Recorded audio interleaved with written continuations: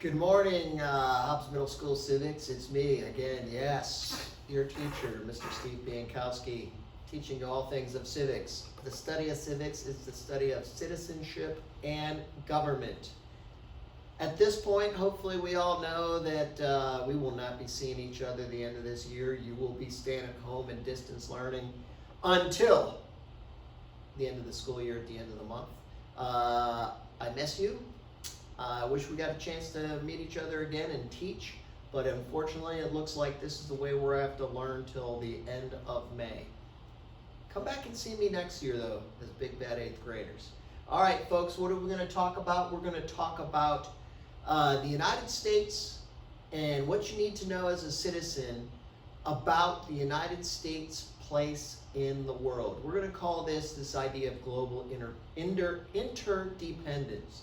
We're going to see that not only do political parties differ on how we see global interdependence and how the United States is supposed to act in the world, but we're going to see that no matter what you're feeling on how we interact with the world, it's probably going to be absolutely unavoidable that we do come up with strategies and ideas how to deal with the world. The idea being, can America just put up gates, fences, and walls and just focus on America? Or are we absolutely connected to the 7 billion other people in 193 other nations on planet Earth? So we're going to look at that really in the next 3 lessons. So, 3 big things we're going to look at when we're talking about the United States, whether we're connected or not connected to the rest of the world. We're going to look at specifically trade in the economy. Do we want to be able to import products from the rest of the world? And do we want to be able to sell, which means export the things we produce to the rest of the world? Again, there's going to be some varying opinion on how we do these things, but we're going to talk about trade in the economy. We're also going to talk about the environment. People have very different ideas of what the environment means and how we as humans relate to the environment. We're not going to get far in the details of what we believe about that, but it's hard not to see, and we're going to see as a nation, we really are forced to address some environmental issues. For example, deforestation, pollution, etc. You can't wish it away. It's going to affect you, so you as a nation have to find ways to deal with it. And then finally, we have political issues involving people. Guess what? People move around the world. Things like terrorism exist. Things like war exist. When you have war and terrorism, that increases the number of people who are going to want to move around the world. We call these people refugees. It is challenging for the United States to simply look at these issues as things we could build walls and fences and gates around and we don't have to deal with. We'll talk about that a little bit. Some people argue strongly that it is a good and necessary thing that the United States makes use of its power to connect itself with the rest of the world. Some people will argue that the way the United States becomes rich, powerful, how citizens increase and improve their lives is through these ideas of interdependence and interconnectedness. That we as Americans benefit from our engagement with other countries.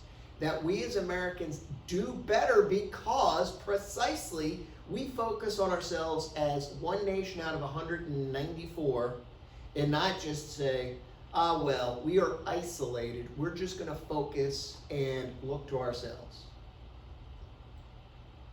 We had some strong advice from our first founding fathers, though, to be careful with how we related with the rest of the world.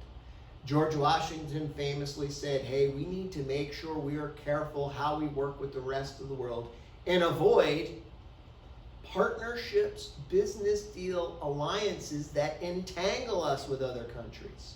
He looked at the history of nations and said, hey, look, a lot of these countries get into trouble and get into wars because they are interconnected and interdependent with these other countries.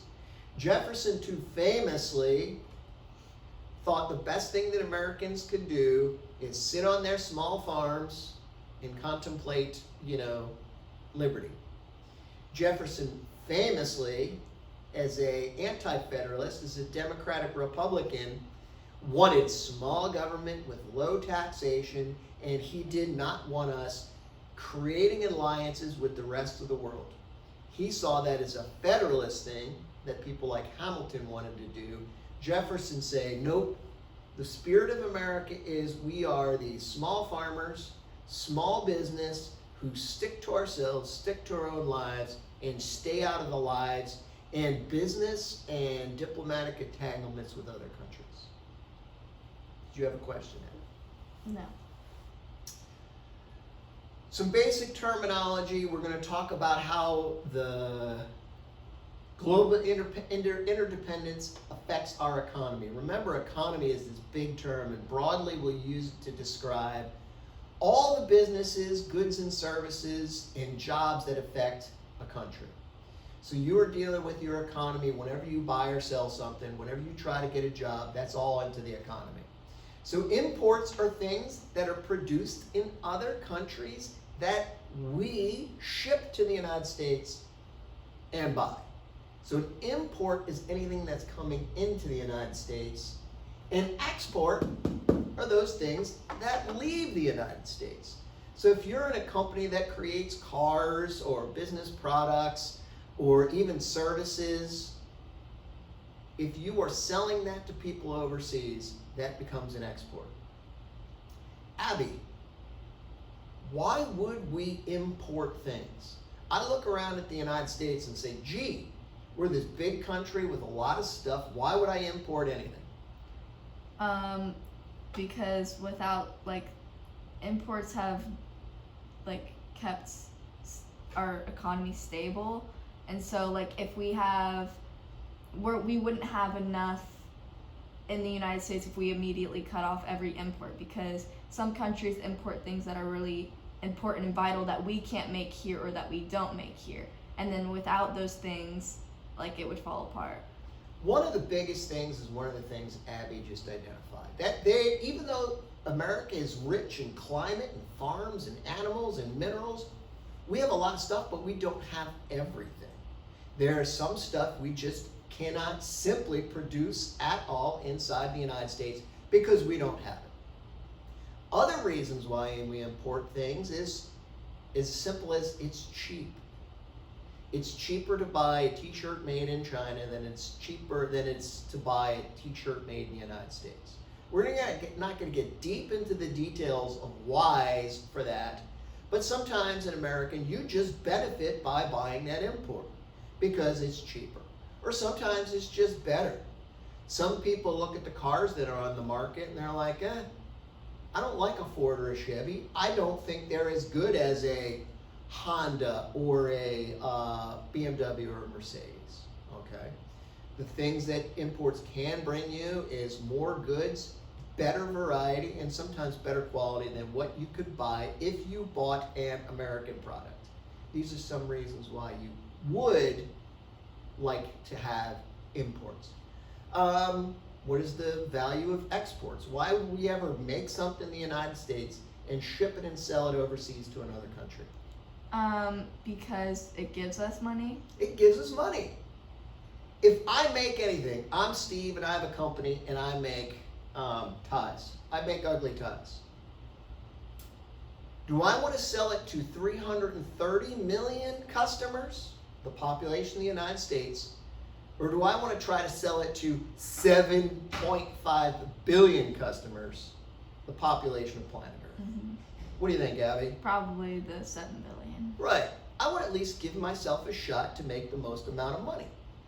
So I look at China with 1 billion potential customers there. If I'm a business person, does it make sense that I'm going to try to export my product and sell it to China? Sure. I'm more than happy to sell it to Americans. But I'm like, oh man, China's like 3 times the size of the United States.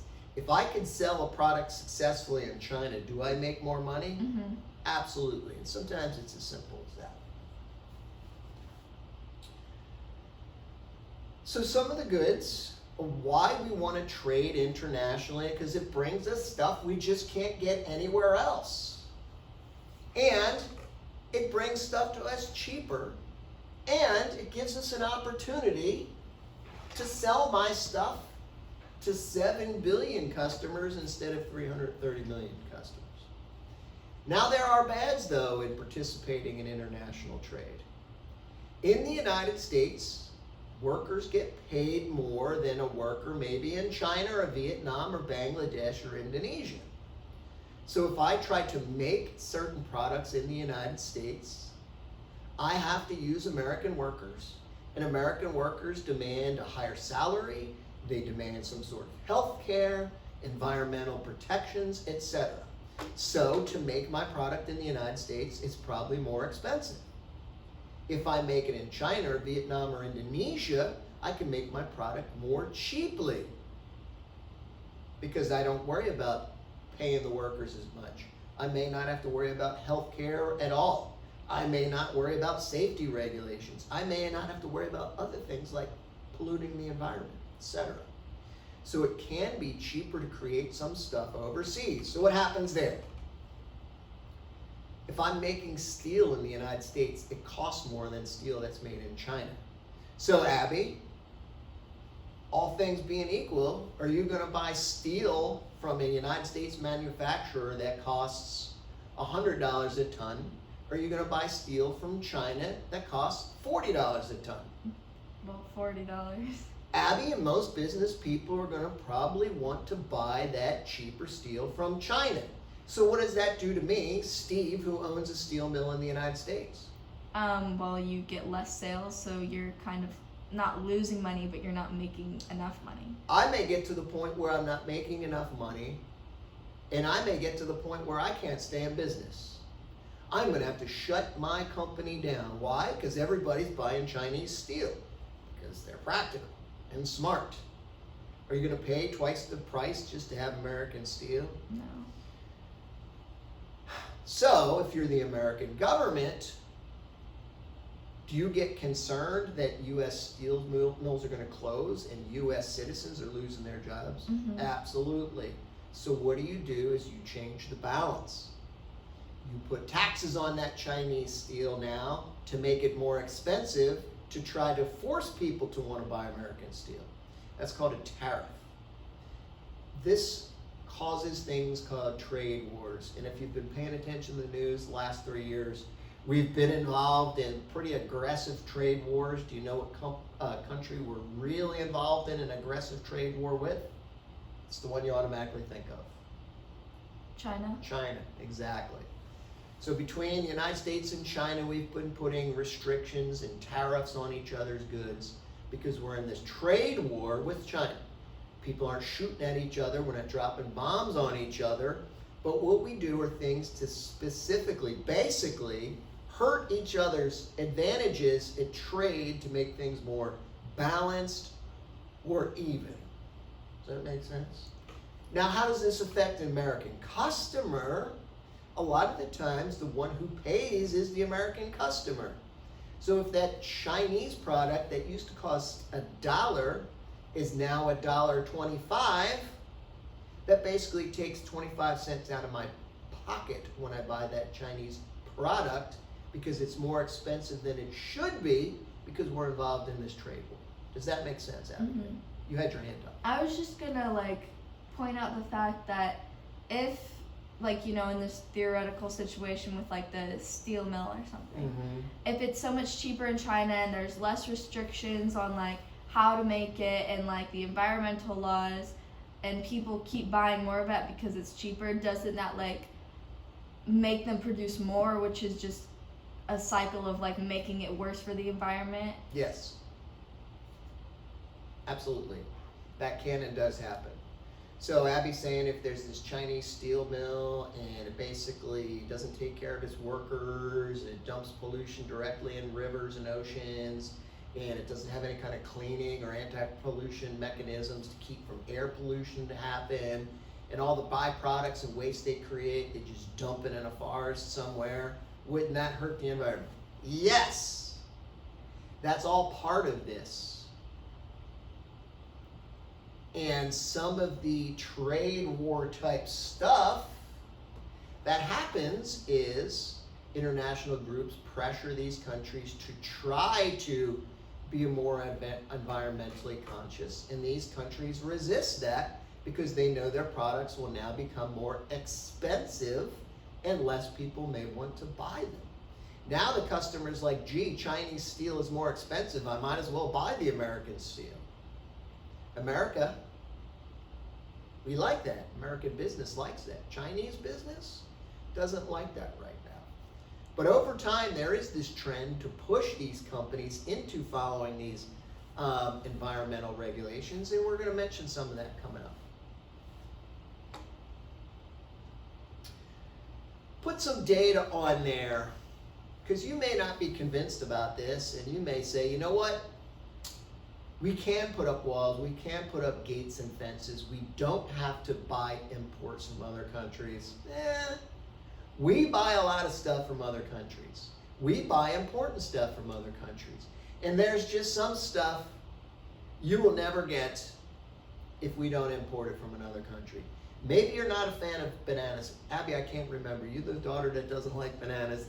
Abby doesn't care for bananas, but I do. All our bananas are imported. We do not grow any bananas in the United States. So if I wanted a banana, I have to get an imported banana. Now, can we live without bananas? Absolutely. Abby does. But there's some other stuff in here that's a little more complicated and say, I could go without that. All right? And these things get complicated. This is just foods here. You could say, I could live without a banana. I'm not a millennial. I skip my avocado toast. I don't need that. Grapes are gross. I never want them. After a while, though, you start seeing this list of all these things you're just not going to be able to get if you get rid of imports. It's going to be challenging. Not talking about food now, we're talking about products. The United States imports a ton of machinery and computing stuff. Is almost these days all completely made overseas, or component parts or materials you need to create them overseas. So your Nokia phone, your Apple products have either been made completely overseas, or big or important components of those products are made overseas. Auto industry is huge. You may be a big Ford or a Chevrolet fan, and that's fantastic. But every day, these big ships are coming from Japan, Germany, other countries, bringing in thousands and thousands and thousands of cars. So if you want that variety of vehicles to buy, you are going to be reliant upon these things that are imported from other countries. Any questions on that?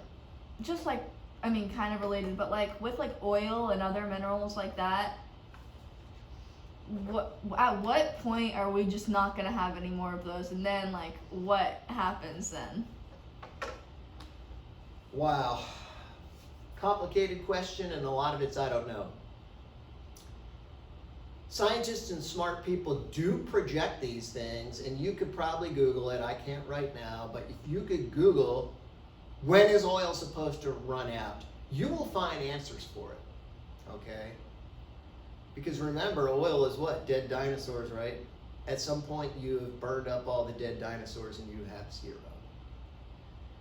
Now, those numbers are tricky because it's all based on science, and it's not like one person in one room can count all the available oil that's on planet Earth. No. It's lots of scientists using lots of different projections to try to decide, gee, how long until oil runs out? So theoretically, it could run out tomorrow because no one knew that that was the last of it left. Well, theoretically, probably no. The big oil companies do research and exploration, and they can say, all right, here we are pretty sure there's X, million gallons of fuel that oil we could probably get to if we need to. And then there's complications to that too. How long oil lasts depends not only on how much oil there is, but how much people are using. How much we are using. So some people say you really don't have to worry about running out of oil because every year we have find ways to be more economical and burn less. So even though we're using up a resource that is finite, there's an end to it, if we cut down how much we use, that extends the life of that resource. So those are really hard questions. But things like oil from dead dinosaurs and coal from dead plant matter from the age of dinosaurs, in theory, there is a day when you have got your last piece of coal, you have your last gallon of oil, and it's used up and burned up and there is no more, and you can't recreate that. So it doesn't, it would never, just the natural process of the earth wouldn't make it again? No, because you need that organic matter that decays and transforms over millions of years to make that oil or that coal. So yeah, in millions of years it would come back. Oh yeah, I guess so. Some point there may be oil or reserves from not dead dinosaurs, but from dead humans. Yeah, I guess. I don't know. I'm not a geologist. I don't understand that as well as I should. Those are good questions. But yeah, maybe someday some advanced species is propelling its cars from dead humans. I don't know. All right. So we sell things, we export products overseas, and there's some data for that too. So even if you say, all right, we don't need to import stuff, are you going to punish your businesses and say you can't export it? If I make a car, if I make clothes, if I make some product, I want to sell it not just to 330 million Americans, but I want to sell it around the world, right? And we're not just talking products too, we are talking services. So not only do I want to expect stuff, I want to export my expertise too, my services too. And look through that. The United States exports all kinds of crazy stuff throughout the world. Why wouldn't that problem just fix itself? Because if we only kept everything in America, we only traded in America, wouldn't it open up businesses and then kind of balance out what we're losing with it? So okay, we're not getting that stuff from other countries, now we have to make it ourselves because it's vital. So you know what I'm saying? Yeah.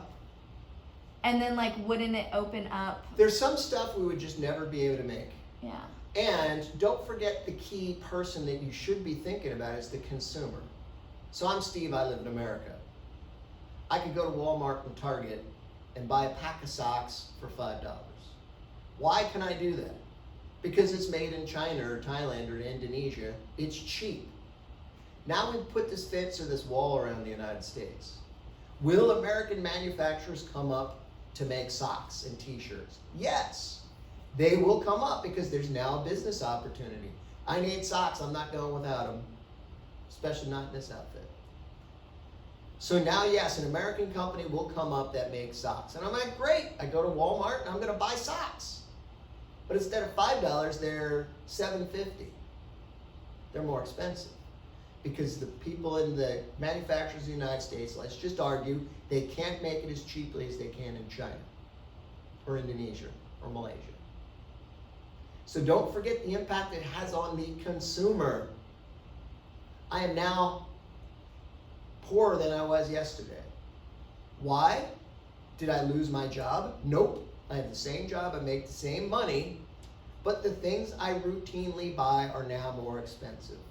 That's the big impact of some of these interdependence issues. Yes, America probably could make t-shirts and socks and underwear and all these things, except for some things like banana splits, because we don't have bananas.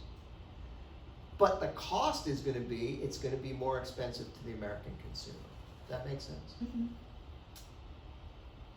Who do we export to? Those top three hopefully make sense to you because they're our neighbors. It makes sense. We export a lot of products to Canada and Mexico. Why? Because it's the easiest, closest place to go. But that other big place we send a lot of stuff to is China. China. Why? Because they give a lot of stuff to us. Yeah, and there's 1 billion customers there. And they're starting to become richer. So the United States is selling more and more stuff to Chinese consumers, right? So if you wanted to say, all right, the U.S. is not going to be part of the global economy anymore. We're going to shut the doors. We're going to close the fences and gates. We're only going to make stuff and buy stuff from ourselves. If you make stuff and you're like, oh my gosh, my top 3 customers are, you going to be happy about that? No. Probably not. More data there, take a look at that. We're talking big numbers here. So while it's easy to say, yes, trade war with China, we're talking a lot of money involved, a lot of jobs and businesses involved. So it's not a simple thing with like just little tiny impacts. Shift focus. We're not going to talk about economics anymore. We're going to talk about the environment. Guess what, Abby? What? Can we put up a fence or a gate around the United States and like declare the air above us a pollution-free zone? No. No. So things like air pollution, what happens in China or Thailand or Indonesia eventually can affect us because there are no borders, there's no boundaries. Air pollution doesn't respect the United States border. Doesn't care, doesn't know. All right? Things like pollution in the oceans. Can we prevent plastics and other pollution that goes in the ocean somewhere across the world coming to us and impacting us? Mm-hmm. No, we can't stop it. So it becomes a global interdependence issue, which countries have to work together to solve. And if countries don't work together to solve it, the problem doesn't get fixed and it impacts you anyway. So air and water pollution, it's pretty straightforward. A lot of human activity creates waste and puts pollution into the air, into the ground, or into the water. And these things affect you, usually negatively. It affects your health, and it affects the environment in general. It affects other animals. It impacts your economy. So most countries try to work together on the problem of pollution, but it's not simple. You could eliminate air pollution by eliminating every vehicle. Is that an easy thing to do? No. No. Are Americans ferociously tied to their vehicles? Mm-hmm. Yes. And for practical reasons too, America is not a place where you could easily walk to work or walk to school. So you need some sort of transportation system, all right? And then there's personal preference and desire in that too. You could potentially say a way that we help air pollution is every American can have a vehicle, but it needs to be an electric vehicle. Could that potentially help the pollution problem? Mm-hmm. Yes. But does that now impact your freedom? Yes. If you no longer can buy your gas guzzling Ford 750 with 10 tires on it, that impacts your freedom if you're no longer able to buy that vehicle because there's some sort of restriction on it to prevent pollution. So there's freedom issues involved that you have to balance with these environmental issues. I want a warm house. I need electricity. How do we make electricity? Typically from burning coal or some sort of fuel. So that puts X amount of pollution into the environment. So we could limit pollution by limiting burning those coals and fuels, but now I don't have electricity. Am I prepared to give that up? Yeah, probably not. With the thing like cars though, I don't understand, like, so we make laws to protect people, and Yes. it does restrict our freedoms. Yes. Our freedom to not go bash someone in the head walking down the street just because. Social contract, yes. So, you know, pollution does hurt the world. We've seen it. You know, on the last slide it said like 25% of deaths can be attributed to like pollution or stuff like that. If it's such negative consequences, and with the thing like vehicles, why can't we just put restrictions on vehicles and people can cry about it because they can't buy their big SUV that takes 27 gallons of gas? The first part is the culture of the United States, its people, and its government is this idea where you maximize freedom. That includes freedom of choice. So part of the social contract, at least in our conception, is government as small as possible. It creates only the laws that are really needed, and we, the people, get a say in those laws. So, when pollution comes up, and this is why this can be a potential difficult subject to teach, you got to keep that in mind. If you live in Kentucky and your family makes a living by coal, are you going to necessarily be concerned with all these pollution issues? You are going to potentially argue that these issues are either minor or don't exist. Why? Let's face it. You make your living mining coal. You will now elect politicians that protect your ability to mine coal and attack any environmental regulations. If you want to drive Ford Explorers and Ford 950s with 12 tires that weigh 7 tons, that are vehicles that typically pollute more than a smaller or electric propelled vehicle, and you want to own that thing, you are going to minimize these environmental issues to the point where you may not believe them at all. We're not going to talk a lot about global warming, but you see that play out in this global warming argument. You have people that say global warming exists and we have to do something about it. You have other people that say, nope, it doesn't exist at all, to the point where it's a hoax or a fraud and we don't have to do anything about it. These aren't just people making decisions on the pure science. They make decisions on how they perceive it's going to impact their own lives. So these become political issues that are difficult to get enough agreement on to pass laws for. So most people agree, yeah, there's this thing called pollution and it's bad. A Democrat will say, we need more restrictions on industry so there's less pollution and the environment is protected.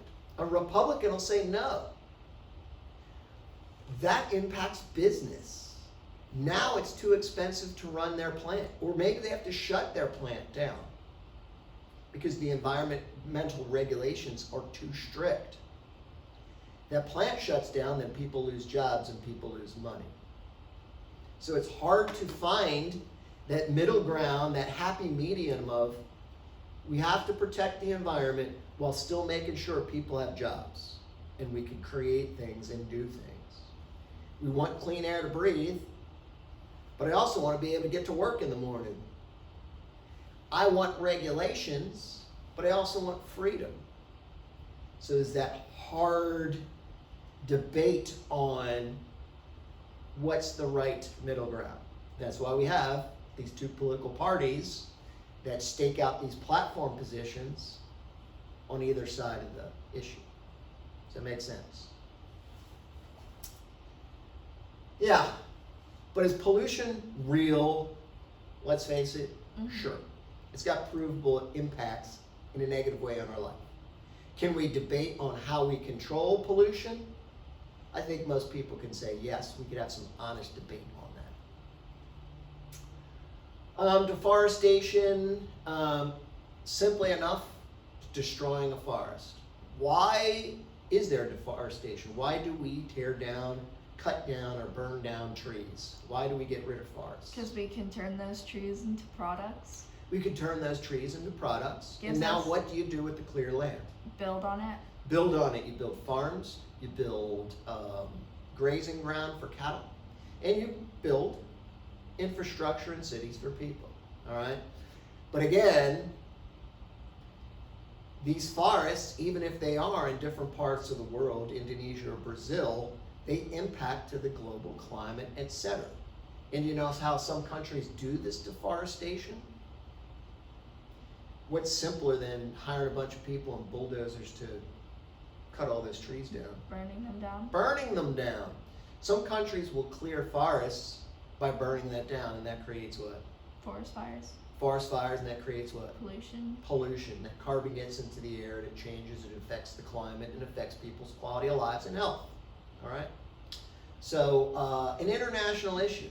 It's easy to argue that, gee, I'm a Brazilian, I'm cutting down my forest, my jungle in my country of Brazil. What does it mean to you, Americans? And the Americans as well. It affects the global climate, it affects my ability to breathe, it affects everybody.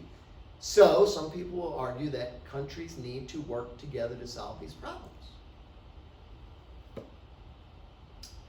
Won't talk much about climate change, but that will be one of these issues. The debate is whether it's real. And then if you accept it's real, which like 99% of scientists do accept, how do countries work together to solve it? Some countries work well with each other to try to solve these issues of global warming. Some countries do not. All right? The United States and U.S. citizens need to figure out where we need to be on that spectrum and how we need to work with other countries on issues of environment, whether you believe in global warming or not. And the big issue of global warming really is whether human activity is changing the climate of the planet. Most scientists will say yes, human activity is changing the climate of the planet for the worst, and some people will say no. What you're seeing is either not human activity or natural climate processes that would happen with or without humans. And then guess what? Rattling around on this planet are 7.5 billion people. So we have to deal with these issues. Because people don't just stay nicely in the borders of their own country. These are international issues. These are issues of interdependence. And the big ones we'll talk about is immigration, people moving permanently from one country to another. Ethnic strife. Turns out some people just would more than happy to kill each other because their skin colors are different, their cultures are different, their religions are different. So that's the things we're going to talk about with ethnic strife. Terrorism, we'll talk about that a bit. It's things short of full-out war, but it's the desire to change countries' behavior or political systems through violence. And then finally, the issue of refugees. War, terrorism, climate issues, justice issues, economic issues cause people to fear for their lives and want to leave their country. They have to go somewhere. So how do we work with each other on the issue of refugees?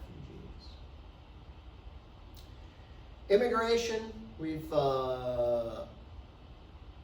been a country historically that whether individuals have tolerated immigration or not, we are functionally a country of immigrants. Abigail, where does our family come from? Where do the Bienkowskis, Broxons come from? Poland. Yes, the Bienkowski family came from Poland. Do you remember where the rest of my family comes from? Ireland. My family comes from Poland and Germany. Mom's family probably comes from England, Scotland, Ireland. Do we have any Native American ancestry at all? No. No. So as far as my family is concerned and Abby's family, all of us are immigrants or children of immigrants. Some of them may have come to America a long time ago, but we are immigrants, children of immigrants, great-great-great-grandchildren of immigrants. For me, my family's pretty new here in the United States. My grandparents were immigrants. They came from Germany and Poland as children. All right? So my mom and dad were first generation Americans. They were the first set of Links or Biankowskis that were born and raised in the United States. But functionally, I am still just 2 generations away from immigrants. My wife's family, little further back, but still functionally, they're not Native Americans, they're immigrants too. So the United States has had a challenging relationship with the idea of immigrants. Even though we are like 99% of us, children or grandchildren of immigrants, have we uniformly tolerated over United States history new people coming to the United States and settling here for good? No. No. And a good example is right now, since 2016, the current administration led by Donald Trump is, how's the best way to put it? Not supportive of immigration, I'll say that. Okay? So, this matters because people are going to want to come to the United States. Why do they want to come to the United States, Abby? Well, like you said, economic issues, justice Economic issues, justice issues, sure. war. War, America is a great place to come to. We have a relatively safe, modern, tolerant, educated society, which still also has this opportunity that you could come here with nothing and potentially what? Have something. Have something, and maybe a lot of something. And do you care just for yourself? Do you just care to be rich on your own, Abby? No. What is the big picture why you want to do well, succeed, and be rich? Your family. You want to have a family someday that you can provide a good life for. So just as in 1700, 18, 1900, 2020, people want to come to this country as immigrants, not only for better lives, but for better lives for their family. Immigration is tough enough, and then you add things like different cultures and different ethnic groups. When the Poles or the Irish came to the United States in the 1800s, the people who lived in the United States at this time said, oh my gosh, these people don't speak the language. They're dirty. They eat different foods. They're Catholics. We're Protestant. They're Catholics. Oh, we can't have Catholics living here and being part of America, all right? Same sort of arguments you heard in the 1800s you hear now. It's part and parcel of some of the problems and the issues that you will have to deal with if you're going to face these problems of immigration. Questions? No. Country of immigrants, the numbers change over time. Why? Wars stop and start, depressions, economic depressions stop and start, and then the government makes decisions on how many immigrants they're going to allow. Historically, pre-2016, the United States typically allowed 1 million immigrants into the United States legally a year. In 2016, that was cut back to 500,000, and there's talk to cut it less. And now there's a complete ban on immigration that was just started 2-3 days ago. The government's talking about as a COVID-19 issue, not necessarily an immigration issue. Now, some people say it's not really have anything to do with COVID. It has to deal with immigration. But right now, the United States government is discussing going all the way down to 0 on immigration. But they talk about that as a measure to combat COVID-19, not as necessarily just an immigration thing. Terrorism. If you are not a country, you are a small group, but you want to make change to the world, one of the ways, unfortunately, you could do it is by this idea of terrorism. A group, not a nation, a group, usually with some political goals, uses violence to achieve those political goals. And of course, for the Americans, the ultimate expression of what we know about terrorism and how it affects the United States, is 9/11. your parents, your grandparents, of course, lived through it and remember, and it's going to be one of the big historical things they remember in their lifetime. And it has changed America greatly. Trust me, you don't know, you weren't there, but the America of 1999, 2000, 2001 is different in many ways from the America in the year 2020. And it's driven by the effect of terrorism on our government and our lives. One of the impacts that this has had is, some people will argue that our Americans are a little bit less free in 2020 than they were before 9/11. Why? A government has to figure out how they're going to deal with terrorists. One of the ways they do it is by restricting your freedoms, by allowing the government and the police more ability to find terrorists. Sometimes that means you have less protections for your rights. So if the government thinks you're a terrorist, some of those Fourth Amendment protections you're used to, of protection against unreasonable and searches and seizures, kind of shrinks if the government thinks you're a terrorist. War, other catastrophes, terrorism leads to refugees, and we're not just talking one people leaving their homes because there's war or terrorism. We're talking millions of people leaving their home because of war or terrorism. You care about your own safety, but of course you care about your children too. Do you want to live in a place where your children might get a bomb dropped on them or killed by, terrible people? Of course not. So you're going to want to leave? Of course you are. Those people who leave because of kind of immediate threats against their safety, they're not just immigrants. They get this special status called refugees. Countries generally have different laws about refugees than immigrants.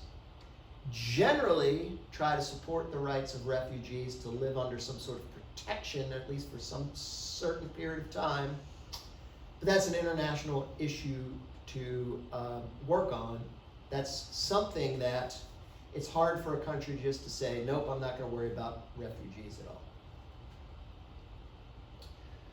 Why would ethnic conflict come up? Sometimes this stuff goes way back into ancient times where people just don't get along with each other. Usually it's based on culture, ethnic background, heritage. Religion's always a hot spot for some of these ethnic hatreds. And what do they cause? Sometimes they cause war, violence, and terrorism. So that impacts everybody, not just the countries that happen. Some links for you to look at for more details on these issues. Our questions. And have a great morning, afternoon, or evening.